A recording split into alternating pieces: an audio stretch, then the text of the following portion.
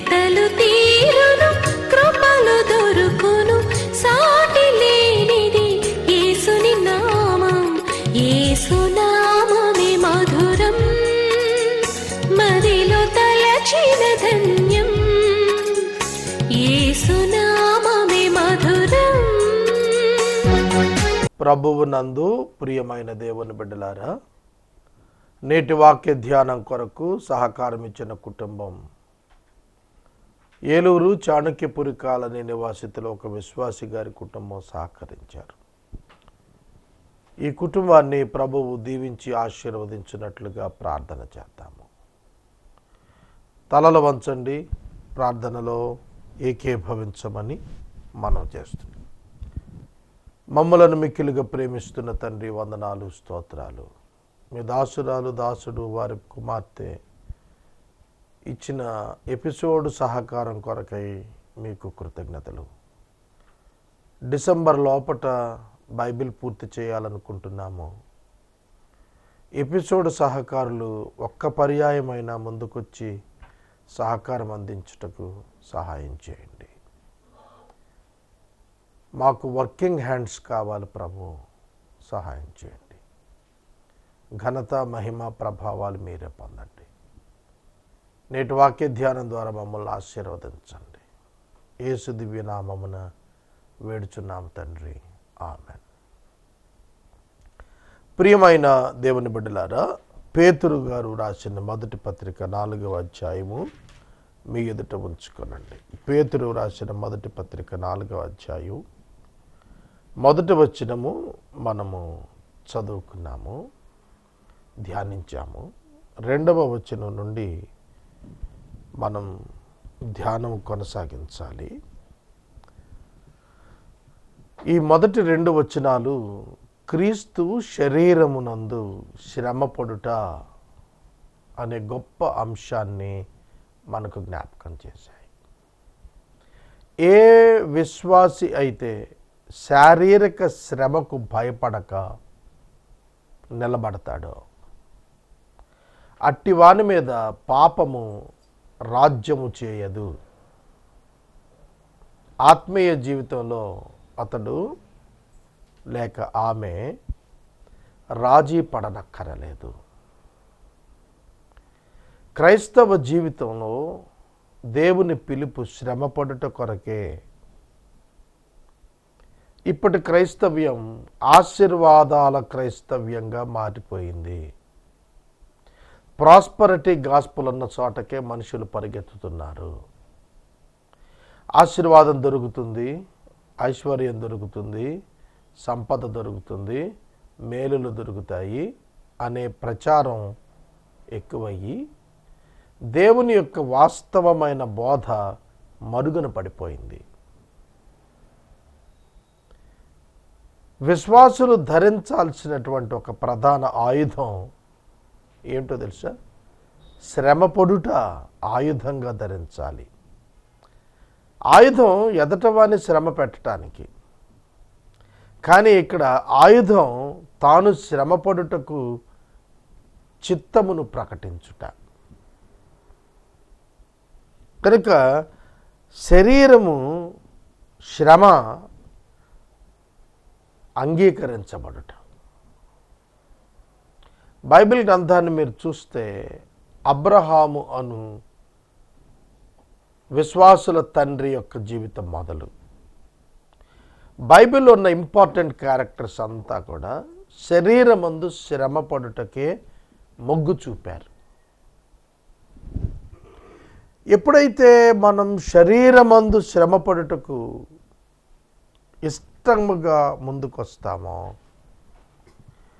అప్పుడు మనుష్యుల ఇచ్చలు ఏవి మనలను పరిపాలించవు. మనకి దేవుడు ఒక అంతరంగం ఇచ్చాడు, అందులో ఒక మనస్సాక్షిని ఉంచాడు. మన మనస్సు మనకు తెలియచేస్తుంది మనం చేస్తున్నది తప్ప ఒప్ప అనేది. క్రైస్తవుడుగా మనసు కలిగిన వాడు, క్రీస్తు మనసు కలిగిన వాడు శ్రమను పొందుటయే భాగ్యంగా భావిస్తాడు. శ్రమ నుండి తప్పించుకొనుట, శ్రమ నుండి తొలగిపోవటం క్రైస్తవుని లక్షణం కాదు. మీకు పాజిటివ్ రిజల్ట్స్ ఎక్కడొచ్చాయి అనేది చరిత్ర ఏం చెబుతోంది. యోసేపు శ్రమలు పడిన తర్వాతే యోసేపు ప్రధానమంత్రి అయ్యాడు ఐగుప్తుకి. మొర్దెకై శ్రమలు పడిన తర్వాతనే ప్రధానమంత్రి అయ్యాడు అహష్వేరోషు యొక్క రాజ్యానికి. శ్రమలు శ్రమలు శ్రమలు, కష్టములు, బాధలు, ఇబ్బందులు, పేదరికము, అనారోగ్యము, ఒంటరితనము, హింసా పరిస్థితులు, ఇవన్నీ కూడాను మనలను దేవుని పిల్లలని రుజువు చేసేవి. కనుక యేసు ప్రభువు యొక్క శిలువ భయంకరమైన శారీరక శ్రమ. 3 మేకుల మీద వేలాడటం, వీపంతా కూడా 1 తక్కువ 40 కొరడా దెబ్బల చేత చాళ్లుగా దున్నబట్టం. అంత అయిపోయింది. ఆ శ్రమ తర్వాత శతాధిపతి ఈయన నిజముగా దేవుని కుమారుడని శ్లాఘించాడు, విట్నెస్ ఇచ్చాడు.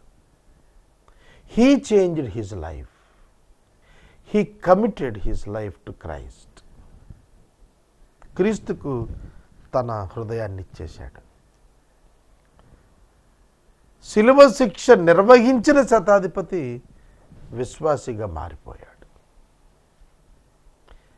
యేసుక్రీస్తు విల్ఫుల్ సఫరింగ్, ఇష్టపూర్వకంగా ఆయన పడిన వేదన, ఆ వేదనలో ఆయన పొందిన తృప్తి అతనిని నలుగగొట్టుకు తండ్రికి అభీష్టమయ్యింది. ఇవన్నీ కూడా నెరవేర్చబడుట ఆనాటి శతాధిపతి రక్షణ కారణంగా చూస్తాం. క్రీస్తు శారీరక శ్రమ తప్పించుకునే ఏ యత్నం చేయలేదు. ఇలాంటి బోధ సాగర్ గారు చేస్తే ఎవరికి హితమవుతుంది? మీరు రండి, మీకు స్వస్థత కొరకు ప్రార్థిస్తాము, మీరు రండి, మీ వ్యాపారాభివృద్ధి జరుగుతుంది, మీరు రండి, మీ పిల్లలకు భవిష్యత్తు ఏర్పడుతుంది, మీరు రండి, పాలు తేనెలు ప్రవహించేస్తాయి. This is not Christianity. ఇది కాదు క్రైస్తవ్యం. పేతురు తన మొదటి పత్రికలో 18 పర్యాయాలు శ్రమ గురించి మాట్లాడాడు. యేసుక్రీస్తును శ్రమల సేవకుడిగానే చూపించాడు. కనుక క్రైస్తవ్యాన్ని క్రైస్తవులే అర్థం చేసుకోవాలి మొదట, అన్యులు కాదు. క్రైస్తవులకు క్రైస్తవ్యం అర్థమైతే అన్యులకు నిజ క్రైస్తవ్యం అర్థమవుతుంది. కనుక ఇవాళ మనం నేర్చుకోవలసిన ప్రధాన పాఠం, యేసుక్రీస్తు శరీరమందు శ్రమ పడ్డాడు కాబట్టి మనం కూడా శరీరమందు శ్రమ పడాలి అనే ఒక మనస్సును మనం ధరించుకొని ఉండాలి. శరీర విషయంలో శ్రమ పడితే శరీరమందు జీవిస్తున్న మిగిలిన కాలం మనుషుల ఆశల చొప్పున నడవము,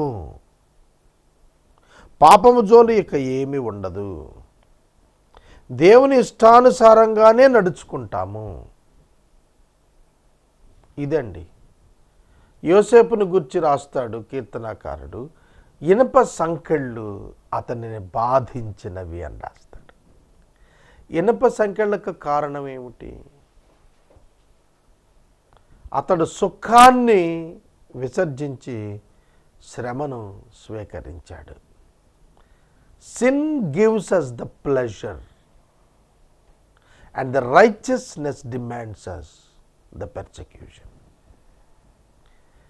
ఫతేఫరు భార్యతో యోసేపు వెళితే ఆనందించేవాడు, సుఖపడేవాడు స్త్రీ సాంగత్యంలో. కానీ పరిశుద్ధ దేవుని యొక్క ప్రమాణాలకు లోబడి తిరస్కరించినందుకు బహుమానం డంజన్, చెరసాల. బహుమానం ఇనుప సంకెళ్ళు. కరెక్టే, ఏమీ తప్పు చేయలేదు, అగ్రీడ్, బాధించబడ్డాడు. మరి దేవుడు ఏం చేశాడు? అదే ఐగుప్తు సామ్రాజ్యానికి అధిపతిని చేశాడు. కనుక మనం నేర్చుకోవాల్సింది ఏమిటి? ఈ లోకంలో అనేక మంది యోసేపు వంటి ఆధిక్యత పొందకుండా వెళ్ళిపోయిన వాళ్ళు ఉన్నారు. వాళ్ళని గురించి హెబ్రీ పత్రికలో 11 అధ్యాయాలు రాస్తూ అట్టి వారికి దేవుడని అనిపించుకోవటానికి ఆయన సిగ్గుపడడు అని రాశాడు. దేవుడు సిగ్గుపడడట అట్టి వారిని తమకు దేవునిగా, అట్టి వారిని దేవుడు తన పిల్లలుగా, తన ప్రజలుగా ప్రకటించుకోవటానికి దేవుడు ఎన్నడూ కూడా సిగ్గుపడ్డాడు. వారి కొరకు వేరొక పట్టణాన్ని ఆయన సిద్ధం చేస్తున్నాడని రాశాడు. శరీర శ్రమను ఆయుధంగా ధరించుకోండి. పేదరికం వస్తుంది క్రైస్తవ్యంలో, భరించాల్సిందే. ధనం వచ్చి పడితే అది నాది కాదనుకోవాలి. అదే శ్రమ. ఏవి మేలుకరమైనవో, ఏవి లాభకరమైనవో వాటిని నష్టంగా, పెంటతో సమానంగా ఎంచుకోవటం. ఇదే క్రైస్తవ జీవితం. క్రైస్తవ జీవితం భౌతిక లాభాన్ని నష్టంగా ఎంచుకోవటం, భౌతిక నష్టాలను లాభంగా ఎంచుకోవటం. ఏది కోరుకుంటారు మీరు? జీవితకాలం నిషేధించబడటం, జీవితకాలం తృణీకరించబడటం, హీనమైన స్థితికి దిగజారిపోయినట్టు బతకటం. వీటిల్లో మనం శరీరం ఒకవేళ సంతృప్తి పడకపోవచ్చు మీ జీవితం ద్వారా, కానీ దేవుడైతే సంతోషిస్తాడు. 3వ వచనం అంటాడు, మనము పోకిరి చేష్టలు, దురాశలు, మద్యపానం, అల్లరితో కూడిన ఆటపాటలు, త్రాగుబోతుల విందులు, చేయదగిన విగ్రహ పూజలు వాటిలో నడుచుకొంచు అన్యజనుల ఇష్టము నెరవేర్చుచు ఉండుటకు గతించిన కాలం చాలు. అపరిమితమైన ఆ దుర్వ్యాపారమునందు తమతో కూడా మీరు పరిగెత్తకపోయినందున వారు ఆశ్చర్యపడుచు మిమ్మల్ని దూషిస్తున్నారు. నేను ఈ మాటలు చదువుతున్నప్పుడు మద్యపానము, త్రాగుబోతు అనే పదం చూశాను. మహానటి అని ఒక సినిమా రిలీజ్ అయింది ఈ మధ్యకాలంలో. నేను బైబిల్తో పాటు కొన్ని కాంటెంపరీ ఇష్యూస్ కూడా చెబుతూ ఉంటాను. ఆ పిక్చర్ నేను చూశాను. దానిలో ఆ సినీ యాక్ట్రెస్ నటి గారు మద్యానికి అలవాటు పడ్డారు. వివాహమై 2 వివాహాలైన వాడిని వివాహం చేసుకున్నారు. ఆమెను గురించి వచ్చిన రూమర్స్ని గురించి మాట్లాడినప్పుడు భర్తగా అవిధేయత చూపించిన వ్యక్తిగా ఆమె పేరుగాంచింది. భర్తను పనివాడితో తోసేసినట్టుగా పేరుగాంచింది. అన్బిబ్లికల్ వాల్యూస్, చాలా సంపద ఉండింది. కనుక టాలెంట్ ఆర్ క్యారెక్టర్. నేను దీని మీద ఆల్రెడీ ఒక ప్రసంగం ఒక చోట చేశాను. Talent is money, character is stability. Talent graph వల్ల ఆవిడ పెరిగింది, మనీ వల్ల ఆవిడ పెరిగింది. ఆవిడ మొదటి స్థానం, చివరి స్థానం బోత్ ఆర్ ఈక్వల్, కొంచెం అటు ఇటుకి ఈక్వల్. ఆమె ప్రారంభ స్థానం, ఆమె ముగింపు స్థానం 2 కూడా పేదరికమే, గుర్తింపు లేనిదే. కానీ మధ్యలో వచ్చినటువంటి వైభవం ఉంది చూశారు, it is because of her talent. దేవుడు ఆవిడకి చక్కగా టాలెంట్ ఇచ్చాడు, దాంతో ఆవిడ అట్లా వచ్చింది. కానీ ఆ వాల్యూస్లో ఎప్పుడైతే డౌన్ఫాల్ వెళ్ళిందో, she did good deeds but not righteous deeds, అక్కడ ఆవిడ ఫెయిల్యూర్ వచ్చింది. మనుషులు ఆవిడని వదిలిపెట్టేశారు చివరికి. ఏ మనుషులైతే తనతో ఉంటారనుకుంది ఆ మనుషులు ఎవరు లేకుండా వెళ్ళారు. కారణం ఏమిటంటే పాపము యొక్క లక్షణాలు ఆవిడ జీవితం అంతట్లో క్లియర్గా కనిపిస్తాయి. బిబ్లికల్ ఎనాలైజేషన్లో గనక ఆ స్టోరీని కేస్ స్టడీగా పెట్టి బైబిల్ కాలేజ్ విద్యార్థులు గనక ఇవాంజలిజంలో వాడుకోగలిగితే ఈ లోకం ఎంత క్షణభంగురమో అర్థమవుతుంది. కనుక ఈ త్రాగుడు, వ్యభిచారము, దురాశలు, అల్లరి, విగ్రహారాధన ఇవి ప్రజలకి వాళ్ళ ఇష్టం. కల్చర్ పేరుతో మద్యపానం ప్రవేశించింది. స్త్రీలు కూడా స్మోకింగ్ అండ్ డ్రింకింగ్ బారిన పడుతున్నారు.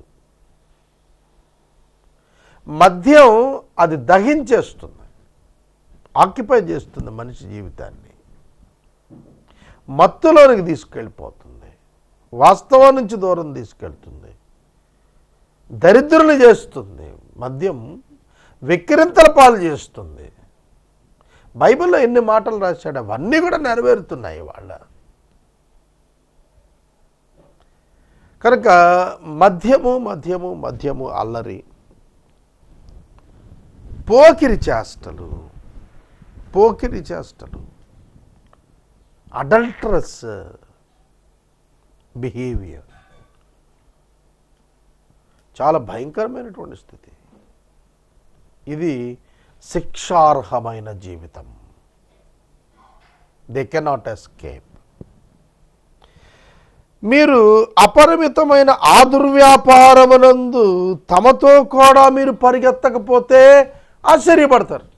అరే అందరూ తాగుతున్నారు కదా బ్రదర్, మీరు తాగకపోతే ఎలా? ఆశ్చర్యం. ఏంటి మీరు తాగరా? ఆశ్చర్యం. ఒకప్పుడు ఏంటి వాడు తాగుబోతా అనేది ఆశ్చర్యం. ఇప్పుడు అరే వాడు తాగడా, అదేమిటి? సోషల్గా ఉండాలంటారు వాడు. సోషల్గా ఉంటాం అంటే తాగటమా? మన ప్రాంతాలకు కూడా పాకింది వ్యభిచారం. వింటుంటే కథనాలుగా వింటుంటే జుగుప్సాకరమైనటువంటి బ్రతుకులు. భార్యను భర్త తీసుకెళ్తాడు, ఆ కార్ కీస్ అనే చోట పెట్టి ఎవరికి ఏ కారు వస్తే ఆ కారు విమెన్తో వెళుతూ మళ్ళీ ఉదయానికే భార్య భర్తలు ఏమి తెలియనట్టుకు వచ్చేయటం. ఎటు వెళుతుంది? విష సంస్కృతి. కొరింథియన్ కల్చర్ అంటాం దీన్ని. పెగాన్ కల్చర్, అన్య సంప్రదాయం, విశ్వాసులకు చెందింది కాదు ఇది. అందుకనే విశ్వాసి లోకము నుండి వేరవటం అంటే లోకము యొక్క ఇష్టాన్ని నెరవేర్చే ప్రతి మనిషికి దూరంగా వెళ్ళాలి. అలా వెళ్ళకపోతే నువ్వు ప్రత్యేకించబడిన వాడవుగా జీవించలేవు. నువ్వు ప్రత్యేకించబడిన వ్యక్తిగా ఉండటం దేవునికి మహిమ కారణమవుతుంది. అప్పుడు లోకం నిన్ను ఆశ్చర్యపడుతుంది, నిన్ను తృణీకరిస్తుంది, నిన్ను విసర్జిస్తుంది. దాని ఇష్టం నెరవేర్చడానికి మనం మన భవిష్యత్తుని ఎన్నడూ పణంగా పెట్టకూడదు. దాని గతించిన కాలమే చాలును. గతించిన కాలం చాలు. అది సిగ్గుతో కూడినటువంటి కాలము, అవమానముతో కూడినటువంటి కాలం. It's not the culture, it is nothing but shameful life. Shameful life. తప్పిపోయిన కుమారుడు తన దగ్గర డబ్బున్నంతసేపు కూడా విస్తారమైనటువంటి ఆనందంలో ఉన్నాడు.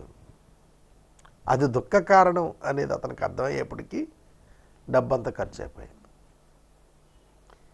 అతను పశ్చాత్తాపడింది దేని గురించో తెలుసా? లోకమిచ్చు ఆనందం గూర్చి పశ్చాత్తాపడ్డాడు. లోకమిచ్చినటువంటి తృప్తిని బట్టి పశ్చాత్తాపడ్డాడు. అయ్యో, this is not the life what God intends for us. మన కొరకు దేవుడు ఉద్దేశించింది ఈ బ్రతుకు కాదు, ఈ ఆనందం కాదు, ఈ తృప్తి కాదు, ఈ విధానం కాదు. అర్థమవుతుందా? కనుక మనీతో వచ్చే మార్పులతో మీ బ్రతుకులను బండారం చేసుకోవద్దు. క్యారెక్టర్తో జీవితాన్ని ఇన్వడింప చేసుకోవాలి. మీ క్యారెక్టర్ని క్యాష్ రిప్లేస్ చేయకూడదు. ఎప్పుడైతే నువ్వు నీ విలువలకు తిలోదకాలు ఇస్తావో డబ్బు వచ్చి పడుతుంది. డబ్బుతో ఆనందం అనుకుంటావో, వ్యసనాలతో ఆనందం అనుకుంటావో, జీవితమే నీ నుంచి దూరంగా వెళ్ళటం నువ్వు గుర్తించగలుగుతావు. నిజమైన జీవితాన్ని వదిలి క్షణకాలం ఉండేటువంటి ఒక మెరుపు వంటి జీవితానికి అలవాటు పడిపోతున్నారు ఈరోజు సమాజం. మత్తు మందుకు అలవాటు పడుతున్నారు, వ్యభిచారానికి అలవాటు పడుతున్నారు, అక్రమ జీవితాలకు అలవాటు పడుతున్నారు. వాటిని ప్రోత్సహించేవి సమాజంలో పుష్కలమైన అవకాశాలు ఉన్నాయి. ఒకప్పుడు ఒక పురుషుడు ఒక స్త్రీతో మాట్లాడాలి అని అంటే తెలిసిపోయేది. ఫోన్లు లేవు, ఉత్తరాల ద్వారా రాస్తే 10 మందికి తెలిసిపోయేది. చాలా కష్టపడేవాళ్ళు అప్పట్లో. ఒక ఉమెన్ని ఒక మెన్ మీట్ అవటం అంటే చాలా ప్రయాసపడాల్సి వచ్చేది. కానీ ఇప్పుడు ఎంత సులువు. వాట్సాప్, ఎస్ఎంఎస్లు, మన ఫోన్లకి పాస్వర్డ్ కోడ్స్ ఉన్నాయి. మనం ఓపెన్ చేస్తే ఓపెన్ అవుతాయి, మనం డిలీట్ చేస్తే డిలీట్ అయిపోతాయి, మనం బ్లాక్ చేస్తే బ్లాక్ అయిపోతుంది. కనుక దేవుడు ఏదైనా వనంలో ఉంచాడు అన్నట్టుంది ఇప్పుడు మనకు. కానీ తినకూడనిది ఒకటి ఉన్నది, దేవుడు నిషేధించినది. దేవుడు నిషేధించిన దాన్ని మనం భుజించకూడదు. God gave everything to Adam and tested him. Adam failed towards God. ఈ లోకంలో ఇంత విస్తారమైనటువంటి సంపద, వసతులు, ఆహ్లాదము, పరిస్థితులు, వీటన్నింటి మధ్య ఒకే శబ్దం, డు నాట్ సిన్. పాపము చేయవద్దు, పాపము చేయవద్దు, నీ మనసుకు నచ్చినట్టు నడవద్దు, దేవుని వాక్యానికి నచ్చినట్టుగా నడవాలి. ఇది ప్రస్తుత సామాజిక సాంప్రదాయానికి విరుద్ధం. నీ మనసు చెప్పింది విను అని అంటున్నారు అందరూ. నీ మనసు చెప్పింది వినొద్దు, దేవుడు చెప్పింది విను అంటోంది బైబిల్. దేవుడు ఏం చెప్పాడో అది మానవుడు గ్రహించగలిగినప్పుడు దానిని మించిన క్షేమం లేదు. కనుక మనం ఎల్లప్పుడూ కూడా ఒక్కటే మనసుతో ఉండాలి. నేను ముఖ్యం కాదు, దేవుని మాట ముఖ్యం. Christianity is against to the world.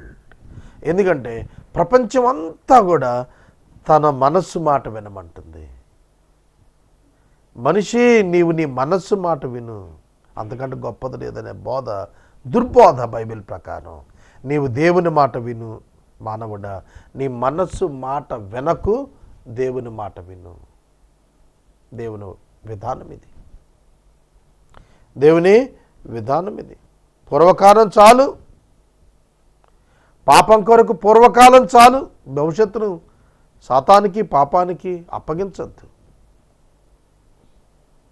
మునుపు మీ శరీర అవయవాలను అపవాదికి దాసులుగా ఉంచారు, ఇప్పుడు దేవునికి దాసులుగా మార్చుకోండి. రోమా 12:1 చదవండి. రూపాంతరం చెందండి. దానికి ఆలోచన మారాలి, మనసు మారాలి. మనసు మారి రూపాంతరం చెందాలి. మనం ఆలోచనలు మారకపోతే రూపాంతరం రాదు. ఆలోచనలు మారాలంటే ఉద్దేశాలు మారాలి. ఉద్దేశాలు మారాలంటే దేవుని యొక్క చిత్తం నీకు తెలియాలి. దేవుడు ఈ లోకంలో స్వతంత్రం ఇచ్చాడు, కానీ అన్నీ చేయుటకు కాదు. చేయుటకు అన్నింటికీ స్వతంత్రం ఉన్న, అన్నీ చేయదగినవి కాదన్నాడు పౌలు గారు. కనుక రిస్ట్రిక్ట్ యువర్ లైఫ్. నీ జీవితాన్ని ఎక్కడికక్కడ కత్తెర వేసినట్టుగా ఉండాలి. ఎడిషనల్ ఎక్స్ట్రా మ్యాటర్ ఉంటాకి లేదు, కట్ చేసి అవతల భార్యాభర్తల మధ్యన సంబంధాలు పాడవటానికి ఏవి కారణాలు అవుతున్నాయో వాటన్నిటిని వాళ్ళు దూరం పెట్టకపోతే వాళ్ళు ఒకరోజు నష్టపోతారు. ఒక చిన్న అగ్గిపుల్లే కదా అని వెలిగించేస్తే పెద్ద అడవిని తగలబెట్టేస్తుంది. అది ఒక చిన్న ఎస్ఎంఎస్ఏ కదా, ఒక చిన్న కమ్యూనికేషనే కదా అనుకుంటే అది జీవితాన్ని కబళించేసేటువంటిదిగా పరిగణిస్తుంది.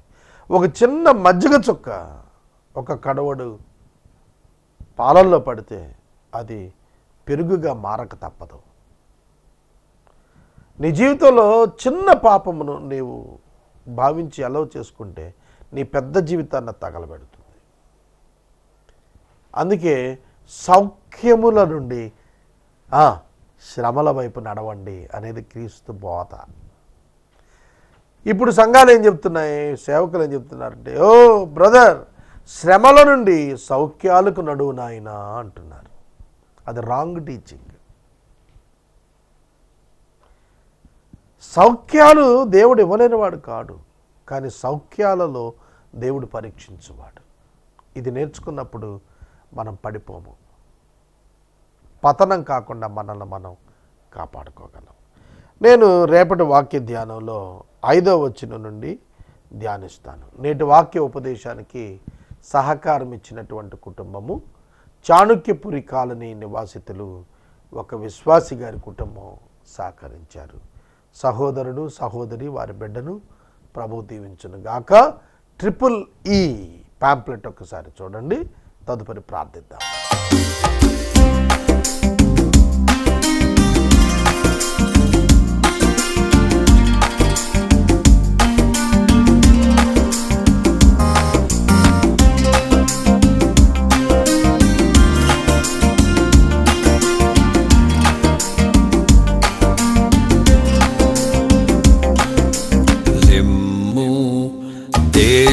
తేజరిల్లుము అని నన్ను ఉత్తేజపరచిన నా యేసయ్యా, లెమ్ము తేజరిల్లుము అని నన్ను ఉత్తేజపరచిన నా యేసయ్యా, నిన్నే స్మరించుకొనుచు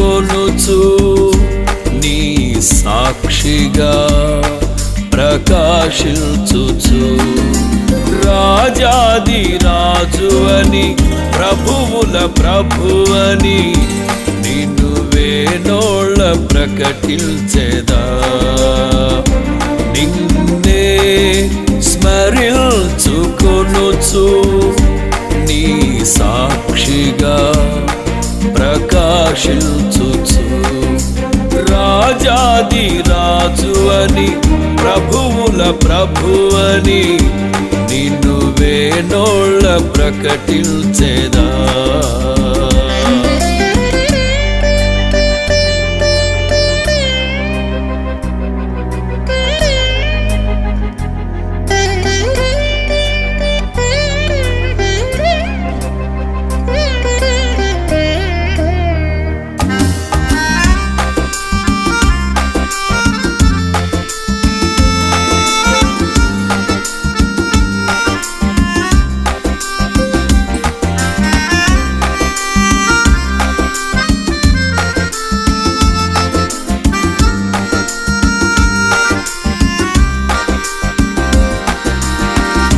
ఉన్నత పిలుపును నిర్లక్ష్యపరచక నీతో నడుచుటే నా భాగ్యము, ఉన్నత పిలుపును నిర్లక్ష్యపరచక నీతో నడుచుటే నా భాగ్యము. ప్రార్థన. మమ్మను మిక్కిలిగా ప్రేమిస్తున్న తండ్రి, వందనాలు, స్తోత్రాలు. వాక్యం విన్న బిడ్డలను దీవించము, ఆశీర్వదించము. ఎపిసోడ్ సహకారం ఇచ్చిన మీ దాసుడు దాసురాలు కుమార్తెను దీవించండి. డిసెంబర్ నాటికి ప్రతి కుటుంబం సహకారం అందించడానికి సహాయం చేయండి. నెక్స్ట్ ప్రోగ్రాం కొరకు మమ్మల్ని సిద్ధం చేయండి. యేసు దివ్యనామమున అడుగుచున్నాం తండ్రి, ఆమేన్. తండ్రి అయిన దేవుని ప్రేమ, కుమారుడైన యేసయ్య కృప, పరిశుద్ధాత్మ దేవుని అన్యోన్య సహవాసము సదాకాలం మనందరికీ తోడై ఉండును గాక. ఆమేన్.